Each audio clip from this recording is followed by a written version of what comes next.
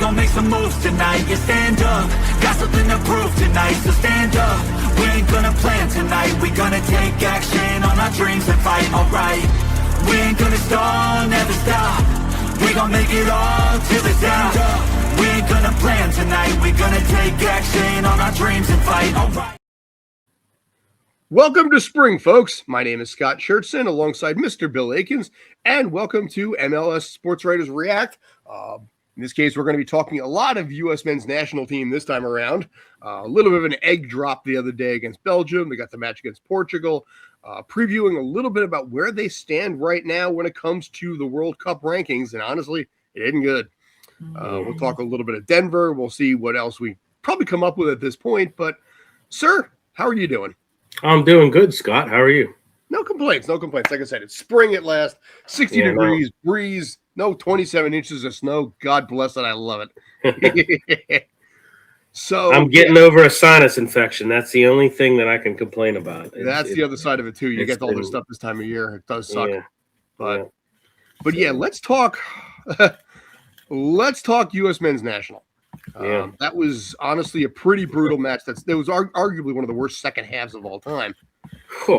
Want to get your thoughts on it right here. So, here are your numbers. Yeah, it's bad. I just watched Morning Footy the other day. They had Tony Meola on there, and it's bad when they practically spend the whole show dissecting this game and dissecting and previewing what they got coming up against Portugal tonight. It's bad when they spend probably 70% of the show on how bad of a loss this was and what this team needs to do to kind of get their to get themselves back to where they need to be in form, I guess. 5-2 loss down in Atlanta. You've got Portugal coming in up tonight. We'll get into that. I don't know. It's definitely a significant concern, I think, Scott. The defensive stability in that game was just atrocious. I mean, it was atrocious. The consistency, I thought, as well. You're going against elite competition. Should be a wake-up call for these guys. Pochettino said, we played good in the first half. That was the worst second half that I've seen from a team in a very, very long time. I just can't. There's a lot of concerns here. A lot of concerns. Christian Pulisic, I thought, you're waiting for him to. You're waiting for output from him, something, You're not seeing that. Like I said, like alluded to before, the defensive failures. You can see 4 second half goals after, a semi-promising first half, just terrible. Heaviest home defeat since 1959 for the U.S. men's national team. It just, and Pochettino said it. He said, it's a much needed reality check for us. You're going against another team tonight that's going to be just as tough, if not tougher. I would say probably tougher. So this is going to be something that I don't know. You've had some easy wins here. You can't rely on that when you face these teams that are at the top. You've got to be able to. I don't know. You've got to be able to hang with them. At least, if it was a 2-1 loss, I'd feel more, I'd feel better about it. But getting blown out 5-2, like I said, shots too. That's the big part. Right. Yeah. Conceding 4 second half goals. I mean, that's just a complete and utter meltdown. What did they go over at halftime, by the way? I know we're kind of pointing towards, what was done out on the pitch, but what about the coaching? I mean, what about the coaching? What did he say to them at halftime? Did he change the game plan? I mean, they came out and were terrible.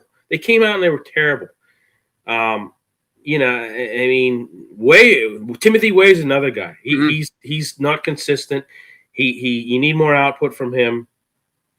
I know McKennie scored in the 39th minute.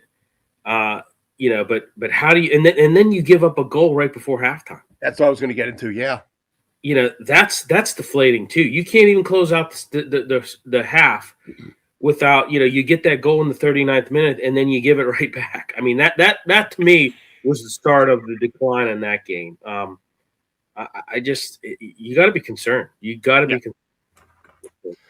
And you mentioned this, and I was going to mention this as well. The importance, they always say in any sport like this or hockey or anything like that, giving up goals in the beginning of a period or a half and at the very tail end. Because in this case here, in the 45th minute, when you give up that goal, suddenly you have a Belgian team who goes into the locker room knowing, okay, we just went down a goal. We just equalized it. We have a new 45 minutes. It's its own match in this case, but we just broke through. And it gives that degree of confidence. And you see it a lot with sports like this, where the key to basically going in at halftime with a lead, you got the 1-0 lead. If you were able to maybe you would have lost 2-1 like you talked about, but you gave Belgium the confidence and the belief to come back. And it became one of 5 straight goals. U.S. got a garbage goal at the tail end when the match was well out of reach anyway. So 5-2 looks better a little bit on paper than 5-1, but the reality is it's still 5-1 anyway, because you're down 4 goals, you're 87 minutes in, and finally you pick up one. Basically what the end of the match is going to look like. So you see this team right now, and you see what's going on. My concern, like I said, my biggest concern is the fact that there were 11 shots on goal. 5 goals, okay, fine. I mean, that's some things like that happen, but you can give up 5 goals on 6 shots, but you gave it up on 11. Which means it was consistent pressure all the way throughout. And there's only so much a goalkeeper can do. There's only so much Matt Turner can do. In a situation like this. One was a PK. Okay, fine. So 4 out of 10. But the fact that you allowed that many shots on goal is a very big concern from a defensive standpoint. And I mean, you got to be worried about the players that surround Matt Turner and the depth. I just don't think they have it. I just don't think they have it. And you can't put this on Matt Turner. I mean, he was just bombarded. In this matchup. And, God, I just don't know. I mean, now you're looking for a morale booster tonight against Portugal, of all teams, the 5th-ranked Portugal. And like I said, this is if you thought the other day, Saturday was a wake-up call, they get smoked tonight. This is going to be bad. Yeah. You know what? On that note, let me pull this up here. This is the FIFA rankings right now. So you can see that, like you just mentioned, Portugal right now is sitting at 5th overall. Yeah. Belgium is at 9th. So, Portugal, by all accounts, should be a stronger team here. Right. But, again, you got the U.S. ranked 16th right now. Yeah. I mean, that's bad. I mean, this is not – you have Ronaldo out tonight. When I said, but this loss was bad. This was a bad loss. This is not a good audition. It's just not. It's just, this. I mean, in this case, you have to really look at this and say, there's a lot wrong here. There's a lot wrong here, and it's not looking good. And you're lucky you're the host nation. I'm just saying, you're lucky you're the host nation. Because, are you lucky though? That's the question. Well, that's the other thing. You're getting embarrassed on your home soil, and Atlanta being the big hub that it is for MLS on that perspective, and how many they draw every match. You got really embarrassed. So you have a chance. You can really put a lot aside if you actually get something good against Portugal tonight. But I think even a 2-1 loss is going to be a bad loss. I think a draw is okay. Yeah, but I mean, that's exactly what the team needs right now. I mean, they drew against Mexico. That was their last match. Portugal. But this is in like I said, Ronaldo's out with a muscle injury. But you got Bruno Fernandes to deal with. You got Leao. You've got some guys that you have to deal with, and that's just not. I don't know. This is going to be. Pochettino has his work cut out for him getting these guys back to true form. I say true form. I don't know that they have a true form, but some kind of form, I guess, is what I would be looking for if I was Pochettino at this point. Now, I personally, I'm going to see if you disagree. I would be surprised if Matt Freese doesn't start tonight. Yeah. You know, I mean, and I heard Richards is back too. I think he's coming back. Yeah, as well. But Turner surprised me a little bit. But all right, you give him some minutes and things like this. But you know, Turner's pretty much on the back end of his career at this point. So you give him some minutes. That's good. Okay, fine. But I would be surprised if Matt Freese doesn't end up starting tonight, because again, you need to put arguably your strongest keeper in the back there to showcase, okay, what happened the other day was a fluke. Let's show what we can do.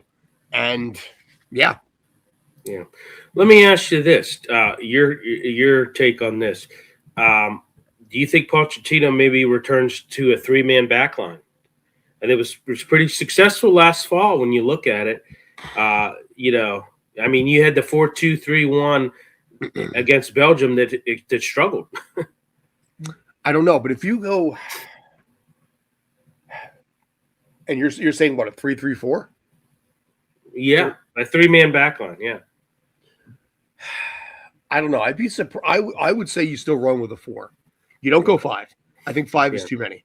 Right. You know, I think 5 sends a wrong message also.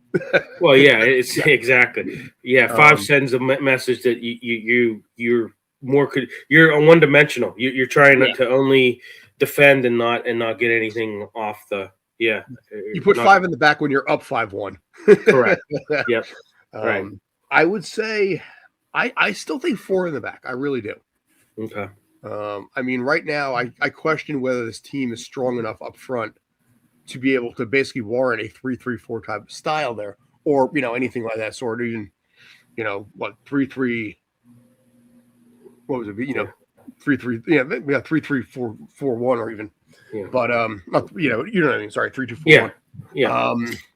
But I think in this case, I understand where you're going with something like this.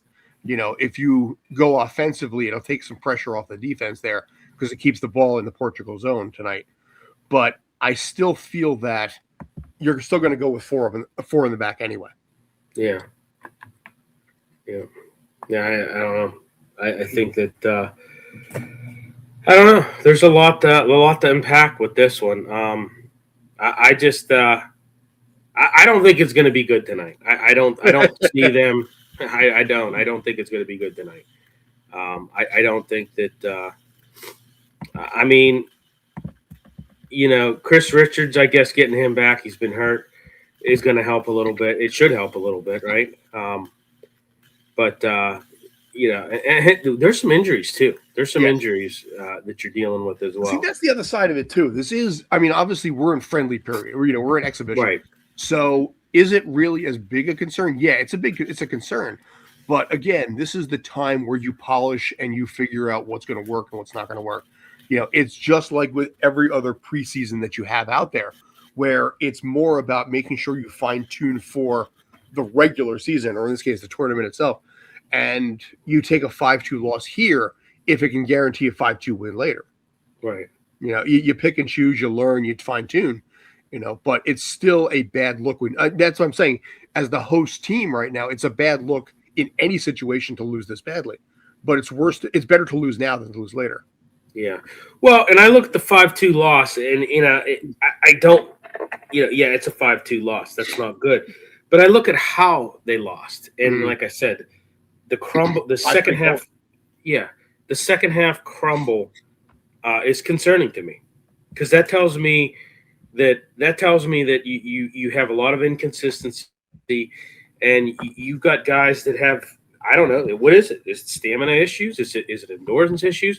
What is it? Is it trying to I don't know, is it trying to shift your game plan at halftime to you know, and failing miserably? Is it what it, I mean, is it, you know, I don't know what it is. And hopefully they can get things figured out, because you don't have a lot of time, and you've got to I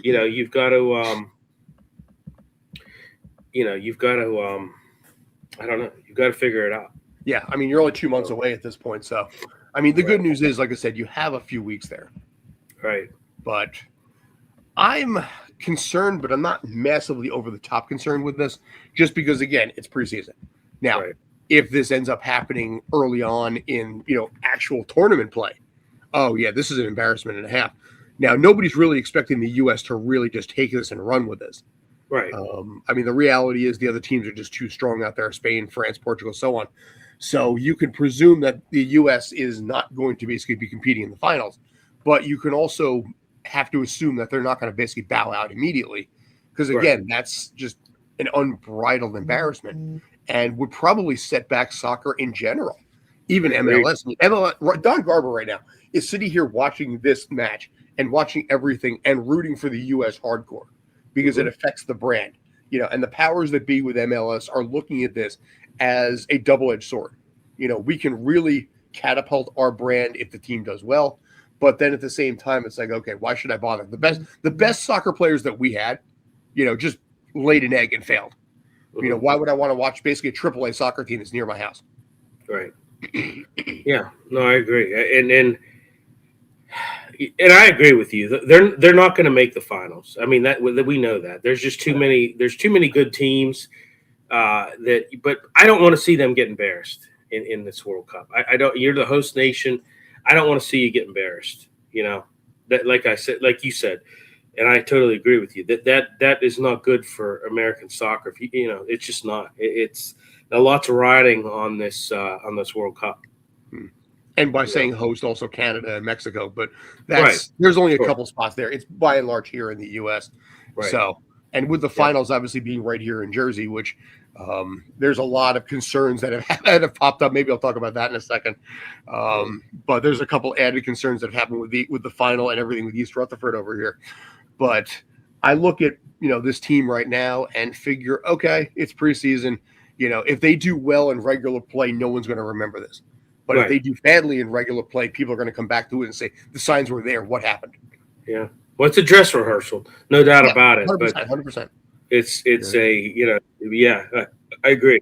If they get embarrassed in the World Cup, you're going to come back and look and say, okay, this is where we were first got concerned about everything. And it turns out we were pretty right about our concerns. So let me just do this. I'm going to add something to the mix here, just on the fly as it came to me. By the way, are we good on the preview? Yeah. Okay. So here in Jersey, we have the World Cup final, over at East Rutherford, otherwise known as MetLife Stadium, otherwise also known as what I call Bose Stadium, because if you look at it from the size, it looks like a Bose speaker. It really does. You're driving up Route 3, you look at it, it looks like a Bose speaker. It's kind of funny. But there has been some concerns lately because of the public transit issues that have happened with Amtrak and NJ Transit. There was another issue yesterday where all of NJ Transit was shut down for well over an hour coming out of Penn Station. And I've dealt with this, because of the fact that they have like 3 different train stations. I think Metro North, Amtrak, and NJ Transit coming through Penn Station and New York City. It causes a massive, massive headache for all 3 train companies to go through one hub. Yesterday, there was an issue where the trains were delayed for well over an hour. They got the requisite. We apologize for any inconvenience. But because of the public transit system out of New York City being honestly terrible, New York, New Jersey is just brutal when it comes to this. The buses, the trains, and everything else that's involved. MetLife Stadium is not a public transit stadium. It was never designed that way. The reason why the Devils headed over to Prudential Center is because you can get there from basically any train system you want to go to, and it added a little flexibility. Here, it's car or nothing. That's a Jersey thing. It's car or nothing for the most part. For everybody coming in to have to use NJ Transit and in any form, bus or train, it is going to clog up that system so badly. And I have had so many issues when it comes to NJ Transit, when it comes to just being late or random issues or whatever is going to happen. I see this as a nightmare waiting to happen. Am I concerned for my neighborhood? Honestly, a little bit, because you're going to get a bunch of drunk fans coming from all corners of the country, all corners of the world here. That's a concern I've got in my own backyard. But as far as public transit goes, oh Lord, this could really be an embarrassment. And I'm not even talking. This is the level of an embarrassment that possibly could be worse than U.S. men's national, because you have so many people coming in on their dream trip to the United States and their dream trip to New York to see World Cup and the Empire State Building and all this kind of stuff, and the trains just shut down. Yeah, and I mean, New York, obviously a huge epicenter, one of the biggest cities in the world. But I mean, you have some infrastructure concerns. Oh yeah, and I mean that's I don't know. My thing is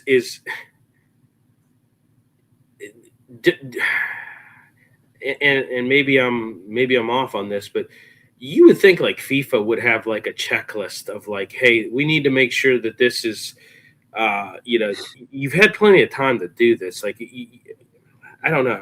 I kind of, do you think that they're, I guess FIFA doesn't care about the ticket holders aside from bottom line. Well, that's true. I mean, there's truth in that. If you buy the ticket, if the trains have a problem, that's on them. Listen, we made the event basically available to everyone. A train systems, that's not our department. They blame them. Right. Well, it's similar with this handicap parking thing that you're dealing with as well. It's just and FIFA doesn't seem to care about that either. So yeah, you're onto something on that. Yeah, I mean, it's going to be yes. There's a huge influx of people now. You're having, like you said, people from all corners of the world converging on this one area, and if the public transportation system is not good as it is, and there's issues, just for New Yorkers in Jersey, it's going to be bad. It's going to be a nightmare. I kind of look at it, and obviously the World Cup a lot larger scale, but I kind of look at it where I'm at in Pittsburgh with this draft. I mean, we don't have. Oh yeah. We there's probably going to be about 700,000, and I might be even lowballing it a little bit, that are going to converge in Pittsburgh here in the coming few weeks, and we have tons of issues as it is with people getting around with, and you're doing everything on a river, on a north shore. You don't have the hotel, the hotel space and the hotel, availability. Like, it's a nightmare. I don't know how it's gonna work. But and similar to this World Cup, I mean, there's just a lot of. You would think that they would have some kind of contingency plan, but I don't know. I guess time will tell. I guess probably just a lot of Ubers too, but they're not really allowed. One of the things they're saying, they're not really allowing a lot of parking and or tailgating going on. Yeah. So it's just shuffle in, shuffle out kind of a thing. Right. So I understand the idea of that. That's not a bad idea there overall, in my opinion only. But again, it's going to put so much pressure on a system that's already pretty bad to begin with for its regular consumers. Right. Now, I need to look into this. I haven't done the homework on this yet, but apparently they raised the sales tax here in Jersey too. So they raised the sales tax by about 2+%. So now I think we're at 9% for the moment. So the regular residents are like, what the fuck? Strike, I guess, take advantage of the. Take advantage of what you got going on, but that's a hell of a way to do it. I was trying to convince my wife. We have a spare bedroom there. We got this basement down here. We could house people here for like 300, 400 a night easily. Airbnb it. I mean, there's people. I couldn't sell that. I tried to sell it, but I couldn't sell it. I mean, look at Pittsburgh here with this draft. I was hearing there's people who are like around like Mount Washington, where people would just have to basically ride an incline down, cross a bridge, and you're there where you need to be. I'm hearing there's people who are putting their houses up for Airbnbs for $30,000 for the weekend. So, and they're getting it, and they're getting it. Yeah, I was looking at this from the perspective of maybe a couple $3,000 for the time, for like a week. Holy shit! Yeah. Yep. I mean, it's it is what it is. So maybe I'll have a second conversation. Say, okay, well, what about 1,000 a night? If we get $7,000 for this, would you consider this? Yeah. We have too much in this place. I mean, you can look at it from two different ways. I mean, and yeah, it's. I don't agree with how, raising the sales tax to 9%. I mean, but I mean, they're trying to take advantage of the situation. Yeah. Unfortunately, I lost my camera for some reason. Hold on a second. Yeah, like I said, I need to look into that because I only heard. Okay, there we go. Yeah, no, I haven't seen anything on that. I mean, we did get our gas tax increase because we needed that, but yeah. All right, well, I'll check that a little bit more. But like I said, I heard some rumblings that they're bumping it to 9% because of the World Cup. Yeah, the state's going to make a fortune on this. The state usually is going to make absolutely on this, but right. But I'm not going to get down that road. That's a totally different conversation. Yeah, totally different. Yep, I can pick on that one later. But yeah. Let's go to something a little bit funnier, though. And funny, haha, funny, I'm not sure which. The fans that watched the Mexico-Portugal game the other day, I'm not sure if you saw this. And I think we did talk about it a little bit. But there was a lot of complaints from the fan base that every 20 to 30 seconds, an ad was playing. Yeah. And the ads would look basically like this, where, you'd have every time you have a stoppage in play, you'd end up having something. Let's do this one instead. So this is kind of what it looked like here. So you got a Banamex ad right there and a throw in, balls midfield. There we go. Oh, and then basically now we got another ad here for, whatever this is. Right. And clearly taking up half the screen because the ball's in midfield. So let's throw another ad in there. And then just basically hanging out. Oh, hey, look at that. Now we have a drink ad or something like this for some kind of an avocado drink. Right. Oh, ball's out of play. So there we go. Okay.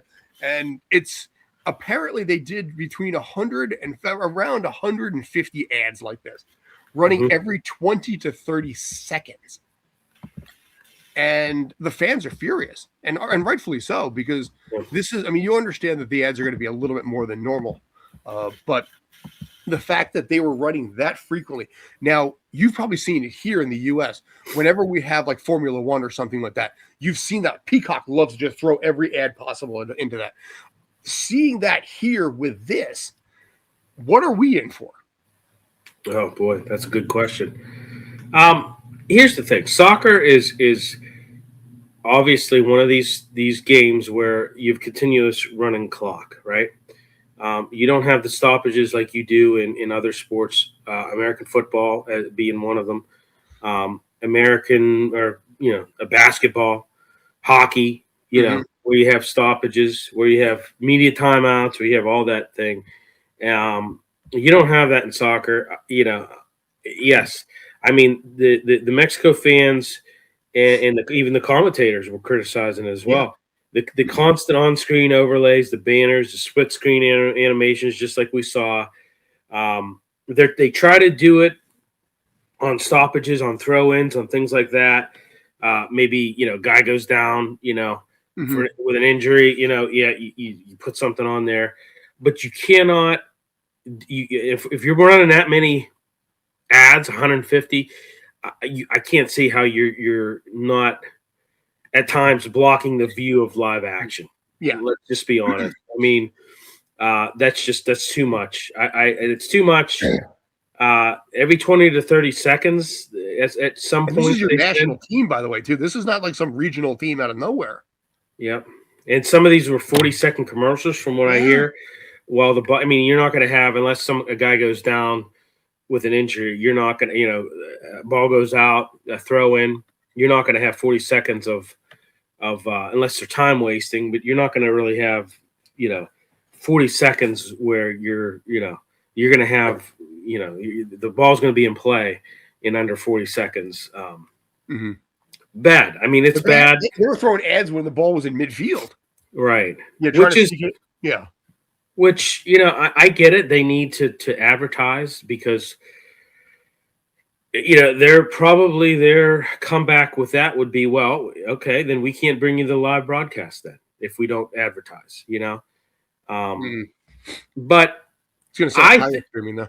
Yeah, I think in general, I think soccer, and this is like worldwide, and I've even heard people call in on the on Sirius XM FC with the grumpy pundits, and I've heard people pitch the ideas.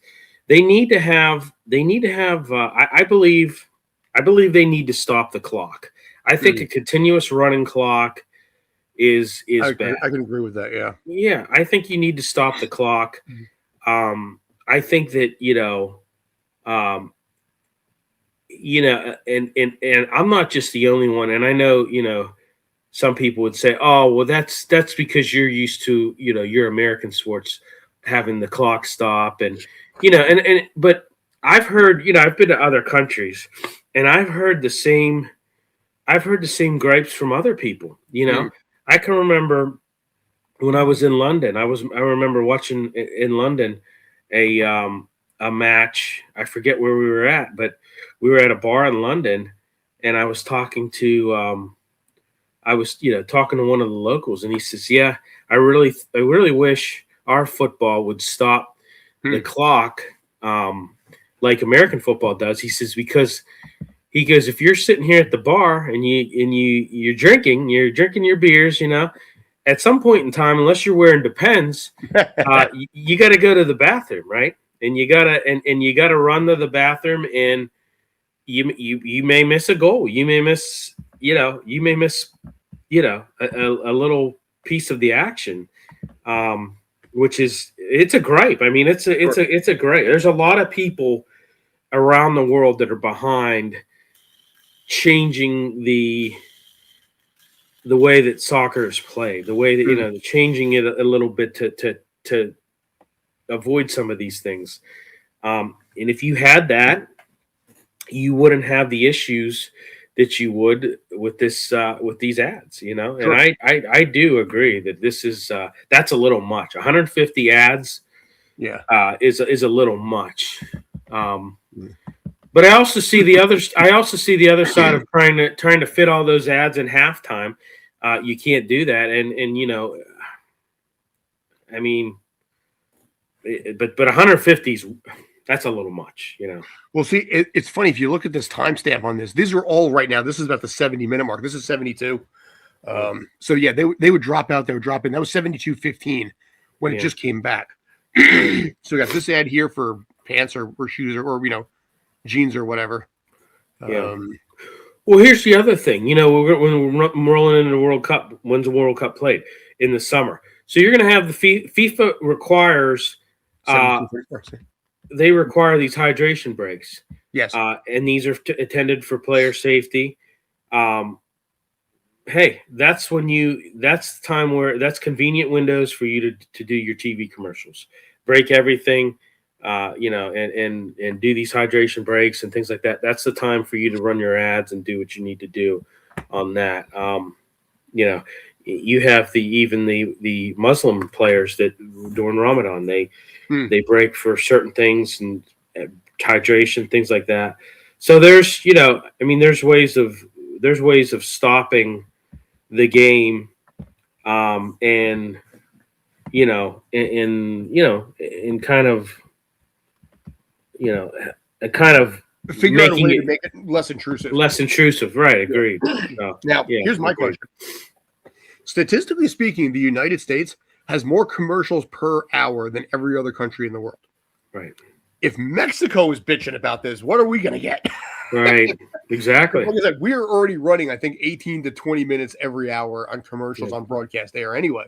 Right.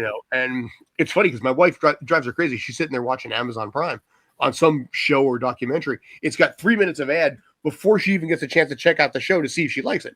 Right. And in this case, in the U.S., where we are so ad heavy, it's like this could almost be laughable. Right. You could have something. I could almost see something where you see like the game over here, and then it's like 2 or 3 different ads. So a McDonald's ad brought to you by Walmart. Right. How many times in American football have you seen? Oh, you scored a touchdown, kick the extra point, commercial. Yep. Come back, kickoff. Downs it, commercial. So yeah, I mean we're used to it. And in a game like soccer where you're not used to the stoppages, but yeah, I mean I agree. 150 times. Yeah, 150 times. I mean, can you imagine these people who are watching this on small screens too? Yep. I mean, on the phone. Yeah, on the phone, right? Exactly. Mm. You know, some of these people maybe are watching it on 36-inch TVs, and you're like having to go up to because the screen just went from this to this, Sure. and you got an ad, So I get it. What you're saying is you need to buy a bigger TV for this. Well, yeah. Sure, yeah, yeah, But, But I mean, I get people's gripes. That would that would piss me off. I mean, that's a bit much. That's a bit much. I think that's a bit much. well, we'll end up seeing what happens in this case, but I'm very curious to see what happens here because obviously the rest of the world is taking notes on this, and especially the U.S. is. Right. So, and now that I found that apparently that people will do betting on pretty much everything, they'll probably start doing betting on how many commercials are happening or who's going to run a commercial or everything like that.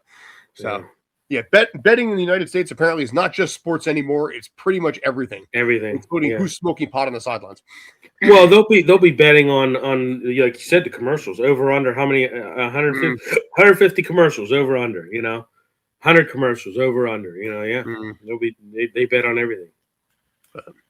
Well, I'm curious to see. You're curious to see, and the world's going to see it one way or another. So, all right. Figure we'll wrap up on the last topic that I've got. A little bit of an interesting positive one here. Denver Summit FC had their first ever home match the other day, and they pulled in 63,004 fans, crushing an NWSL record, which was previously about 40,000. Now, the most that I ever saw in an MLS match was 47,000. It was a Messi match against NYCFC. It was at Yankee Stadium back in 2024. Ironically, Nick Cushing was head coach then, too, so he got to see this twice. The most I ever saw was 47. So to see 63,000 fans for an NWSL match, dude, that's insane. It is. It is insane. Yeah, I mean, I was shocked to see that. And not to say that I'm shocked that, I was just shocked to see, 63,000 coming out for an NWSL. Listen, NWSL, I'm a fan. I think that they have I think they have a really good product. I think I really like and I really enjoy watching. I really enjoy watching women's soccer. I think that they do I think it's they really I don't know, the game they seem more physical in aspects, which I like, but yeah, I mean that's awesome. Good for them. I mean, I think that's a I mean, I know it was a nothing draw, I believe. It was, yeah. But I think if you're an NWSL executive and you've had some, let's face it, they've had rapid expansion, but this is a positive sign that maybe the popularity is starting to grow.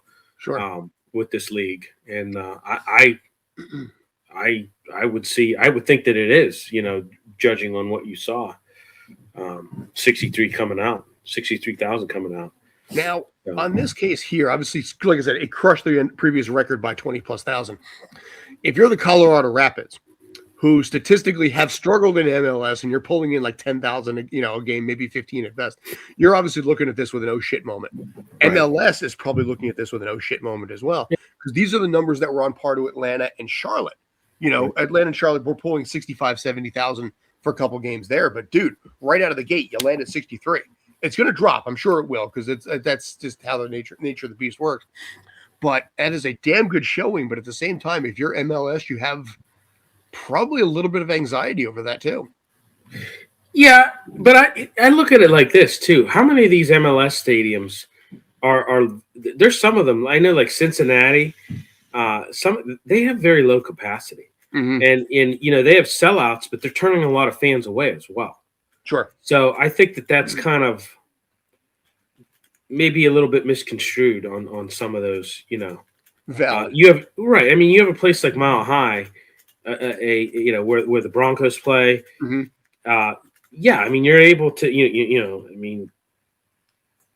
obviously the Denver Summit, I think, marketed this very well. Sure. They have a very good way of marketing, and they were able to, draw this record a number of fans.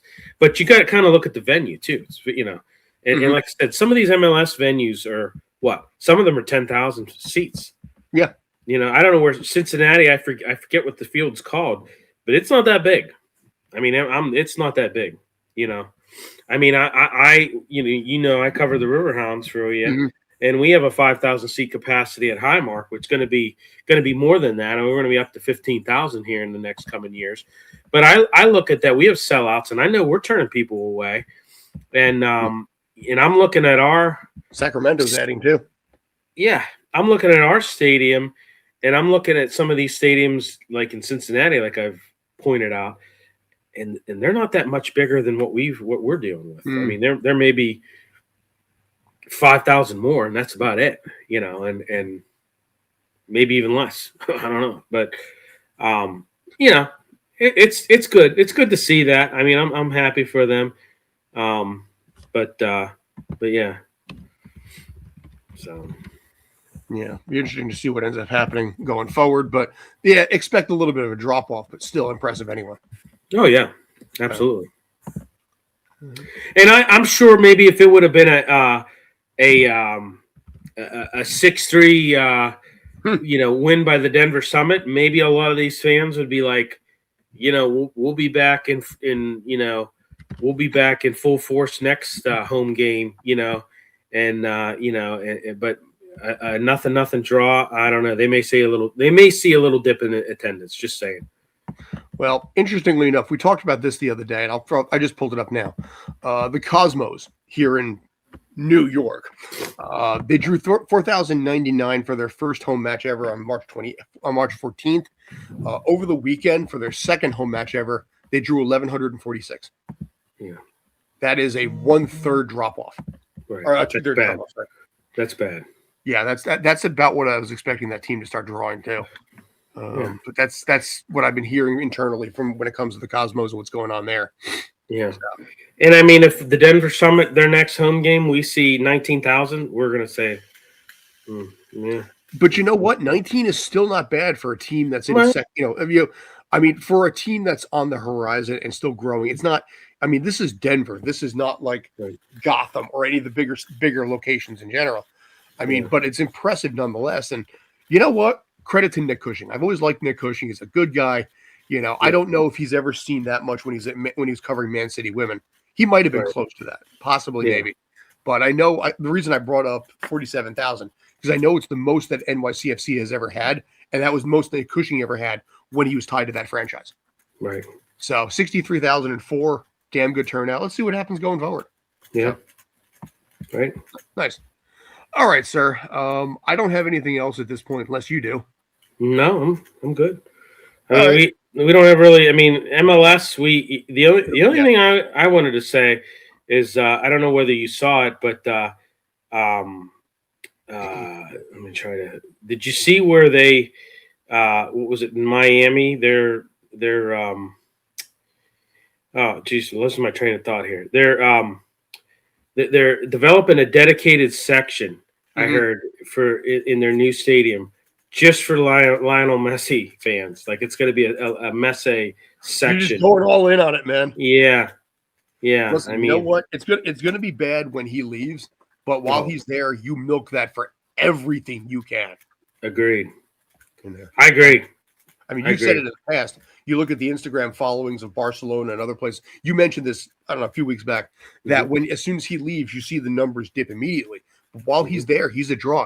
He is a brand. Yeah. And you milk that brand for everything it's got. Yeah. So I wonder what's that going to entail? Like if you're wearing a Messi jersey, you can sit in this section. What's the I don't know. What's the criteria to get into that section? It's a dedicated section in their new stadium. The headlines read for superstar Lionel Messi. So I don't know. I just saw that popped out of me at headlines, and I was just like, what? Let's see. Yeah, in this case, naming rights deal.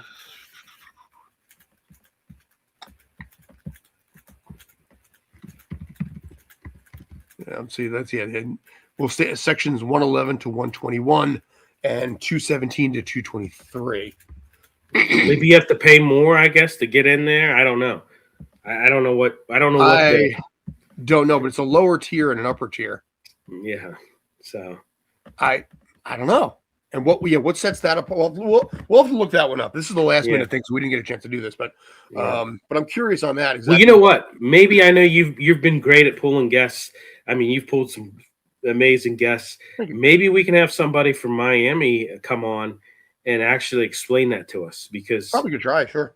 Yeah, actually explain what the criteria for that is, because it's interesting to me. I mean, sure. Never in my life have I ever seen a stadium designate a section to, a player. You know what I mean? Like, I mean, maybe somebody that Gretzky never had one. LeBron and Jordan never had one. Yeah, So it's just. Does Lemieux have a section of his own? I mean, he has suites, obviously, after he retired. That's way out. Yeah, right. Yeah, and also there's a lot to the Lemieux story, just with the cancer and everything like that as well. Well, and buying the team and essentially saving the team. But I've never seen an active player have their own section in the stadium, own designated section in their stadium. I've never seen that in my life. Yeah, I don't know. Interesting. Maybe, they probably charge more for it. I don't know. Or maybe they get some kind of merch out of it too, possibly. Possibly. That was another thing that I was thinking. Maybe they get like you pay, this amount, you get a Messi jersey. You get a gift bag with Messi merchandise, because we know he has a lot of my kids have Messi sweatshirts and things that they, so I mean, we know he has his own merch line. So maybe that's part of it. Yeah. So maybe you get like a 44-ounce cup with his face on it or something. Yeah. Which, it's a way of marketing him and making money for Inter Miami. So you milk that teat as much as you can. Absolutely. Eventually that cow's going to leave. He's not going to be here forever, right? Exactly. Yeah, agreed. Yeah. So, but all right. So let's see what ends up happening with that too. But MLS restarts this weekend, so we'll be back talking about that a little bit more. But anyway, I'm good. You're good. Yep. Good. Cool. So, we'll see you tonight. Basically, when this video goes live, that match against Portugal will be ongoing, so it'll be interesting to see what happens there. But anyway, thanks for always the time. Take care. Stay awesome. See you later.